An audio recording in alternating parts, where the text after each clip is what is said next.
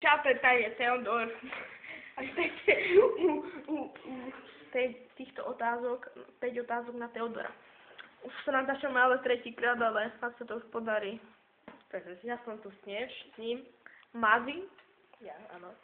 A ja mu budem dávať tých 5 otázok. Takže prvá otázka je. Chvíľka napätia. Aký máš rád šport? Fotbal! Dobre. Ale na to nevypadáš. To nevadí. No. Aké hry máš na počítači? Quackwork, Metin 2, NHL-ko. S Fogami je online hra, takže potom máme Minecraft. Dobre, to nám zatiaľ stačí. Takže ďalšia otázka je, aké jedlo máš radšej? Všetko okrem špenátu. A prečo nemáš rád špenát? Lebo to je zelené a fuj. Ne, nemohu rád, fakt. Nechutím.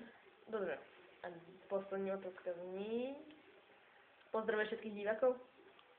Ne, píš na pozdrav. Ale áno, čaute. Takže sa tešte na ďalšie videjko, možno to bude let's play.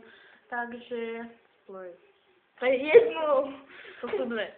Není. Dobre. Dobre, takže sa s vami učí Teodor a Mazie. Čau.